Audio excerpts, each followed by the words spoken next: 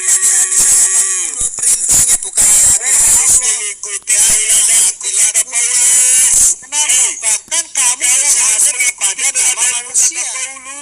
Berarti Paulus minta ditaatin. Kapan nama manusia itu ada di dalam Shema Israel? Tidak ada nama Musa di Shema Israel. Tidak boleh. Yang nabi hanya nabi manusia biasa disemakan. Tidak ada. Kamu bersyarat kepada manusia biasa. Ya, manusia itu didudukkan sebagai rasul, dong. Bukan sebagai Tuhan. Tidak seperti sekarang kamu. Rasul kamu jadi bersama. Sehingga dia lupa diri kamu. Kenapa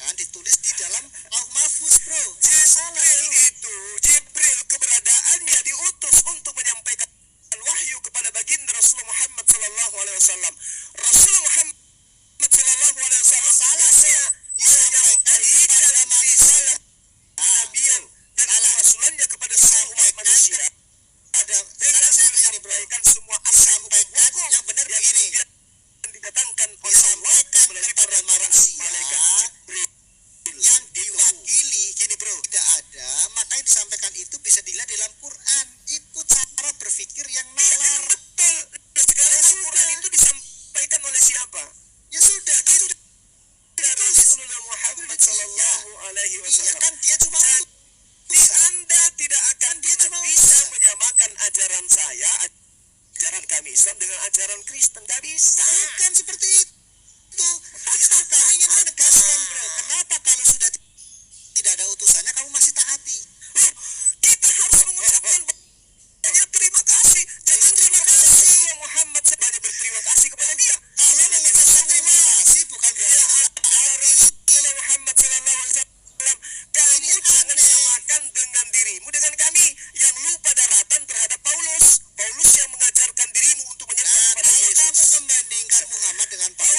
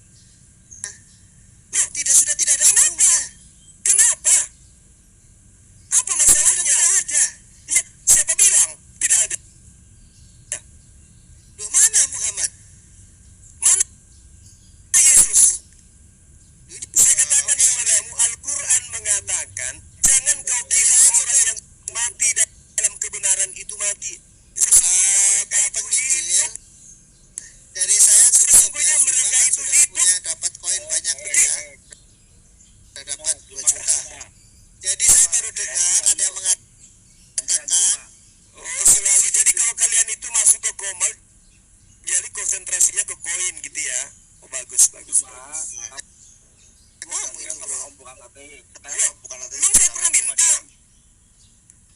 Ya kamu Orang yang kasih ke saya. kamu ngomong ke viewermu jangan kasih koin gitu. Paham? Iya ya, Oke. 200.000 dikali 5 kali gitu ya, sejuta. Apa artinya itu? Bung, apa artinya itu dibandingkan jiwa yang terselamatkan dengan apa yang saya sampaikan itu pada agamanya? Ngerti kan? Juta dari Teman-teman, cuma ngitung loh. Cuma ngitung ternyata per hari dapat 200.000 dikali. Iya. Balik 200.000. cuman 30 juta. Masa kamu nilai saya dengan uang 200, tahu saya aja kawan-kawan. Oke? Kali Oke? dapat Tapi yang mendengarkan saya ini bukan orang Islam semua. Banyak orang Kristen, orang Makassar yang tahu saya dan kenal saya. Jadi kamu tertawakan. Kok cerita koin sama Bang Suma? kalau 10k dapat duit berapa Bang Subang? Kalau 10k? Tanya adminku. Itu bukan urusanku itu. Minimal itu sebulan Bukan urusanku. Hebat kan? Adminku pernah bertanya begini, Bang Suma tahu nggak kenapa Bang Suma nggak mau dinaikkan di Komal Kristen? Kenapa? Mereka malu.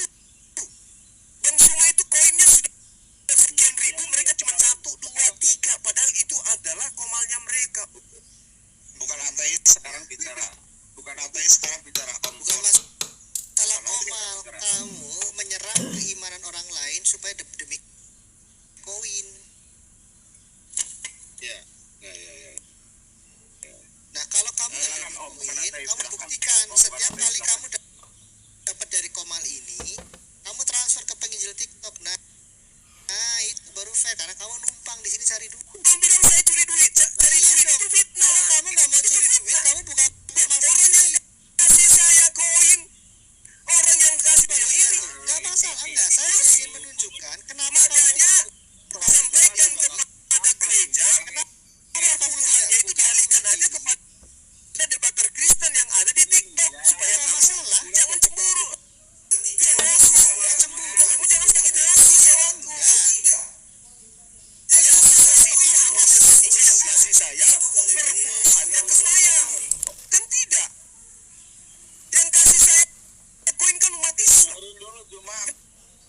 Dengerin dulu. Aku dengerin dulu apa? Bisa nggak sih menghormati ini yang punya room sih? Yang kasih koin saya kan umat Islam. Kenapa kalian yang cemburu? Boleh nggak? Kenapa baru muncul sekarang setelah koin saya banyak begini? Kenapa?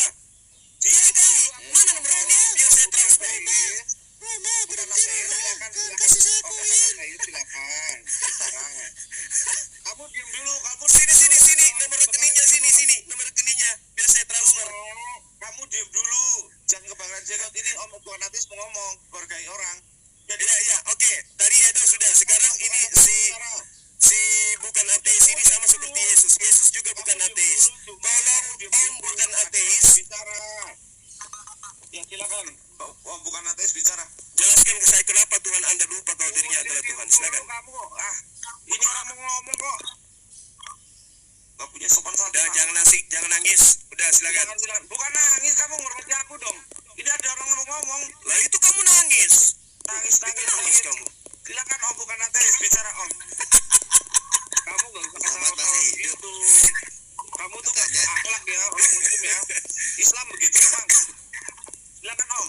Kenapa rupanya? Kok sakit hati kali kalian sama aku? Ya Silakan. sudah emang Islam memang begitu kayak kamu. Silakan Om bicara Om. Kenapa dengan Islam ada apa? Ya udah kayak kamu. Islam tuh kayak kamu. Silakan Om bicara Om. Aku lagi memberikan malam. kepada tamu. Ya, saudara bukan ateis, tolong jelaskan ke saya kenapa Tuhanmu lupa kalau dirinya adalah Tuhan. Silakan. Udah kamu diam. Udah Om, saya pikir tadi kalau tadi ada penjelasan dari Bang Justin tentang pertanyaan Anda, saya pikir sudah cukup ya, sudah cukup terkait dengan Enggak ada dia jelaskan, enggak ada. Dia hanya kesurupan tadi. Iya, coba Anda jelaskan ke saya. Silakan. saya tertarik untuk bicara tentang beberapa hal dari tadi saya menyimak pas mulai pertengahan saya naik ke sini ya. Yang pertama adalah izinkan saya untuk bicara dulu ya. Nanti setelah itu boleh ditanggapi. Ya, silakan.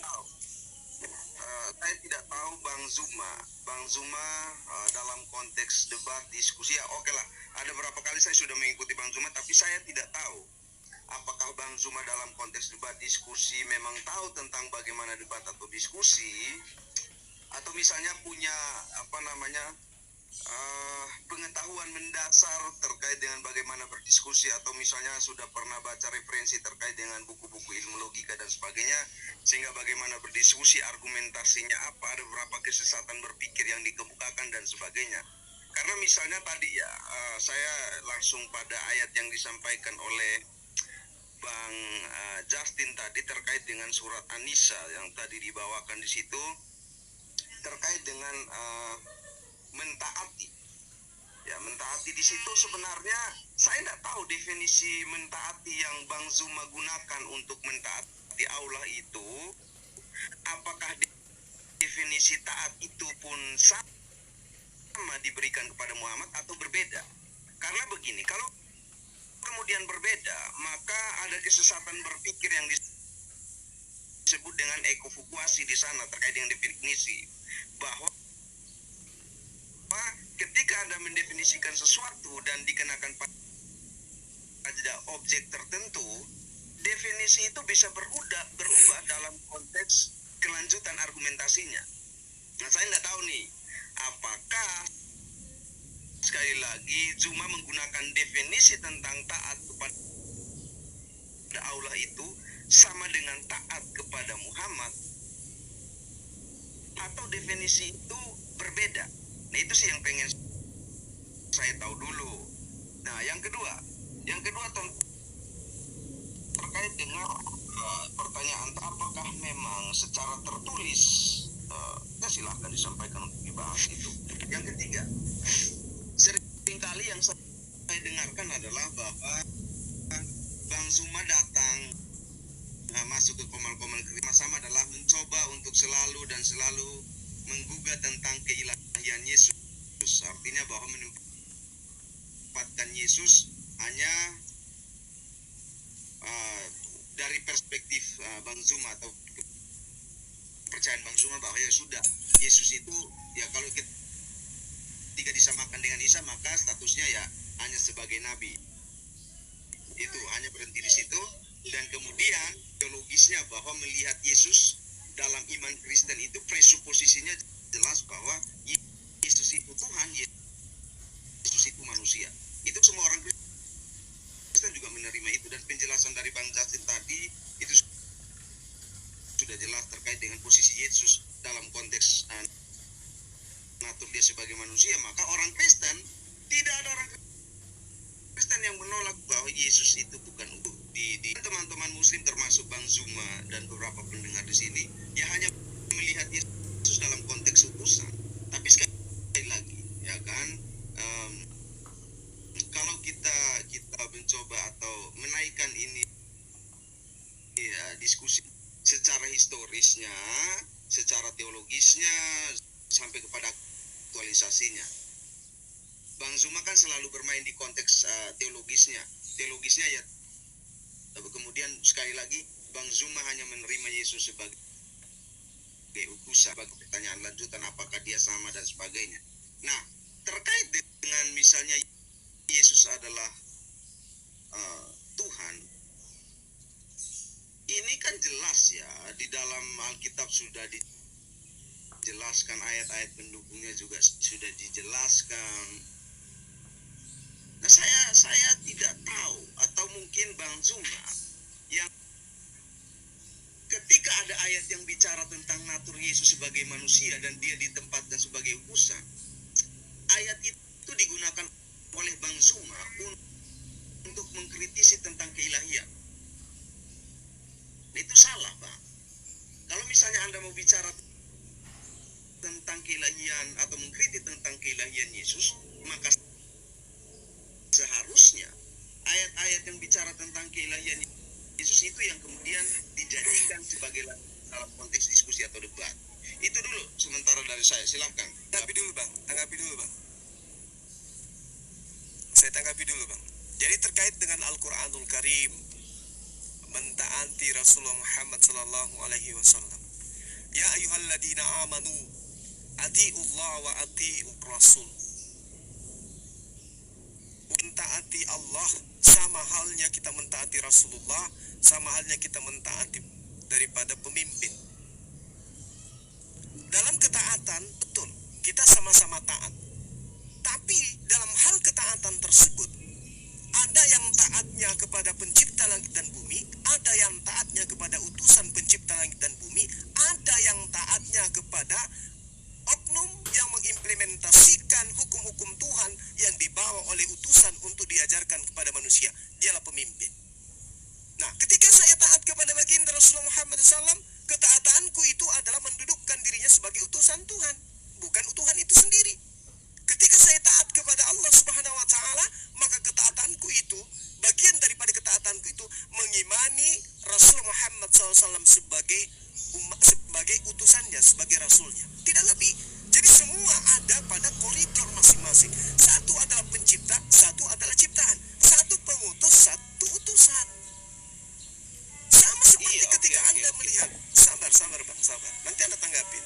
Sama ketika Anda mendudukkan perkara, ketika sekiranya Anda itu bukan pengikut Paulus, tapi sekiranya Anda adalah pengikut Yesus, Anda akan mendudukkan Yesus itu sebagai utusan Tuhan. Kenapa saya tidak melebih-lebihkan Yesus itu sebagai Tuhan? Kenapa? Karena ketika saya mendudukkan Yesus lebih daripada kesaksian Yesus tentang dirinya, maka saya jatuh kepada kekufuran. Kenapa? Yesus mempersaksikan dirinya, Bung, hanya sebagai utusan Tuhan. Oke. Oke, itu. Pahami ini. Silakan. Izin menanggapi dalam konteks surat. Izin menanggapi. Ya, izin. Maksudnya saya bicara ya. Saya izin menanggapi. Singkat. Bukan ateis dulu. Silakan. Bukan ateis dulu. Dalam konteks surat An-Nisa, saya ngajak Anda untuk bicara tentang surat An-Nisa aja dengan definisi yang Anda bicarakan ya. Jadi biar selesai di surat An-Nisanya. Dalam surat An-Nisa yang tadi disampaikan oleh Bang Justin, itu definisi ketaatannya itu tidak berbeda, Bang. Ya, oke, definisi yang tadi Anda sampaikan sebenarnya bukan definisi sih. Tadi Bang Zuma tidak menyampaikan apa itu definisi terkait dengan ketaatan, tidak ada tuh. Yang Bang Zuma jelaskan itu adalah bagaimana taat dalam kepada seorang nabi dan taat kepada Tuhan. Ya, dan definisinya saya belum dapatkan nih, sekali lagi ya. Nah, yang berikut, dalam konteks surat An-Nisa itu, oke, siapapun si penulisnya atau siapapun penghafalnya, ini kan berimplikasi, ada konsekuensi logis yang tidak terhindarkan, Bang Zuma, bahwa posisi Allah Subhanahu wa Ta'ala itu sama dengan Muhammad. Nah, atau bukan seperti itu ya. Barang siapa menaati Rasul, ya, penempatan terkait dengan menaati ini Muhammad dulu nih, baru kemudian Allah Subhanahu wa Ta'ala. Ini kan kemudian ada pertanyaan lanjutan, apakah memang Muhammad di atas Allah terkait dengan ketaatan, atau Allah di atas Muhammad? Nah, itu karena berimplikasi kepada, ya, teman-teman muslim ini tidak menerima Tritunggal tetapi Dwitunggal dalam konteks bicara tentang Tuhan yang disembah. Ya, maka saya tidak heran misalnya pernah Bang Zuma mengatakan bahwa silent please. Saya tidak heran misalnya Bang Zuma pernah mengatakan bahwa Muhammad itu Allah. Ya, saya ada video yang beredar seperti itu. Dan dari ayat ini sebenarnya mempertegas apa yang Bang Zuma katakan, bahwa dalam posisi dan definisi ketaatan, ya Muhammad itu sama tuh dengan Allah tuh. Nah, dia juga sang pencipta, dia juga berkuasa memberikan ya bla bla bla. Ya, ini kan aktualisasinya kan terkait dengan yang namanya Allah itu. Jadi ya sudah, kesimpulan tak terhindarkannya adalah bahwa ya Muhammad juga Allah. Misalnya Anda mengatakan begini, mendefinisikan Allah itu zat. Definisi tentang zat ini pun tidak terlepas dari Muhammad sebagai zat. Nah, saya pernah mendengarkan penjelasan ayat ini dari seorang Syiah ya. Penjelasannya sangat baik, tapi saya tidak mau sampaikan di sini. Tapi yang disampaikan oleh Bang Zuma, sekali lagi itu berbeda dengan apa yang disampaikan oleh teman Syiah saya. Ya. Karena ayat ini berimplikasi atau ada konsekuensi logis yang tak terhindarkan dari definisi yang Anda gunakan terkait dengan taat, Bang. Kalau Anda menggunakan definisi yang lain, maka Anda melakukan yang namanya sesat pikir atau biasa orang-orang yang agak ini mengatakan bahwa ada equivokasi di sana. Anda menggunakan definisi taat ini berbeda dengan saat taat kepada Ibrahim. Itu ketetapan berpikir, Bang. Dan ini yang harus kemudian menjadi jelas untuk teman-teman muslim juga tahu ya bahwa datang dan kemudian bicara tentang Alkitab dalam konteks ketuhanan ternyata untuk urusan taat kepada Allah Subhanahu wa taala aja itu masih ada problem. Bicara tentang Nabi Muhammad saja dalam konteks taat masih ada problem di sana. Saya pikir itu aja dulu diselesaikan gitu loh. Jadi ini silakan lanjut dulu. Aku sebentar, aku ngomong gini ya. Jadi terima kasih Bro Juma, kamu mengatakan ketaatan di sini ada konteksnya. Tetapi sayang sekali Bro Juma, kalau orang Kristen menyembah Yesus dalam konteksnya, kamu tidak menerima. Menyembah Yesus sebagai Mesias dengan menyembah Allah Bapa sebagai Sang Pencipta, kamu tidak pernah terima. Rupanya terjadi juga di dalam keajaranmu bahwa kamu itu taat kepada Allah, taat kepada Rasul, taat kepada ulil. Sama-sama kata taat, tetapi kalau kata menyembah kepada Yesus digunakan dalam konteksnya, kamu tidak terima. Artinya di sini kamu cerdas untuk dirimu sendiri, tapi kamu tidak pernah cerdas untuk di luar dirimu. Baru tadi kau katakan mendudukkan Yesus sebagai utusan. Persoalan dari Juma adalah di dalam Quran itu Yesus hanya disebut utusan, hanya disebut hakim yang adil di akhir zaman. Selain itu tidak ada. Itu kalau kita setuju Yesus adalah Isa. Sementara di dalam Alkitab ada banyak pengakuan Yesus yang mengatakan, yang mengakui dirinya sebagai Mesias, mengakui dirinya sebagai anak Allah, mengakui dirinya sebagai anak manusia, mengakui dirinya sebagai jalan kebenaran dan hidup, mengakui dirinya sebagai hakim yang adil di akhir zaman, mengakui dirinya sebagai garam, sebagai terang, sebagai air hidup. Ini yang tidak ada di dalam Quran. Maka saya katakan, kalau kamu ngotot bahwa Isa di dalam Quranmu adalah Yesus dalam Alkitab, maka saya katakan hanya Yesus yang seuprit yang dikutip di dalam kitabmu. Jadi dari data kitabmu yang seuprit tentang Yesus itu, kamu mau memaksakan bahwa Yesus seperti dalam kitabmu. Ini namanya kegilaan berpikir berdasarkan nafsu yang besar, tapi tidak berbasis data. Jadi Bro Juma, jadi dewasa dalam diskusi. Dewasa. Jangan suara kencang, bobot ilmunya tidak ada.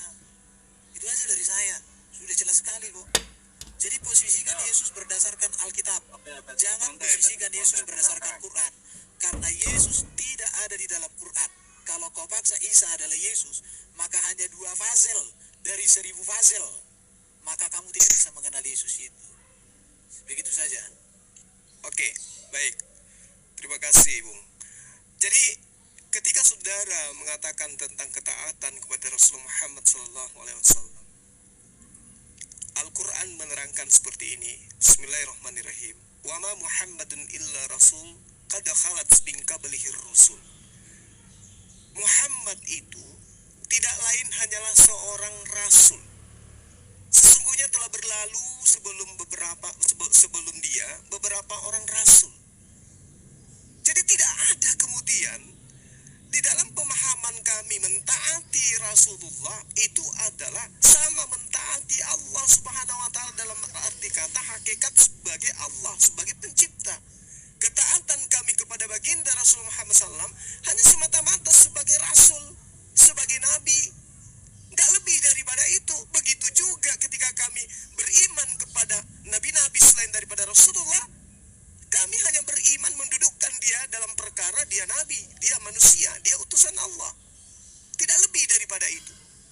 Meski kemudian yang ada di dalam kehidupan kami sebagai seorang muslim yang mempelajari Al-Quran, apa yang diurai oleh Rasulullah melalui Al-Quran, Rasulullah SAW itu 1400 tahun silam kemudian bobotnya bisa dilihat dari mana kebenaran itu kemudian terbuka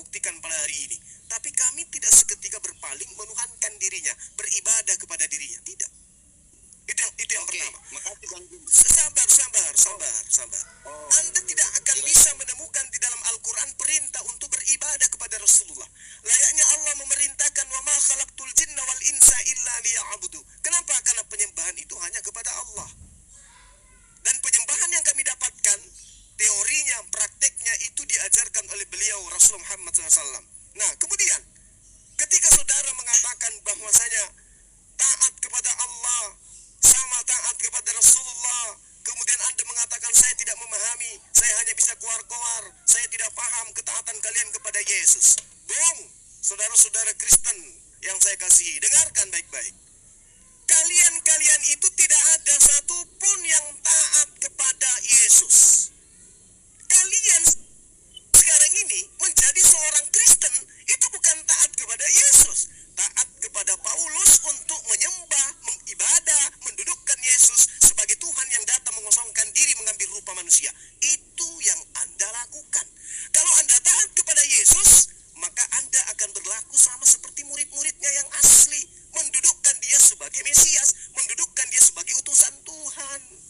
Tapi yang ada sekarang adalah Anda mendudukkan Yesus dengan berbagai macam implementasi iman, lalu Anda praktekkan bahwa Yesus itu adalah Tuhan itu sendiri yang datang dalam rupa manusia. Beda. Ketaatan kami kepada Rasulullah dengan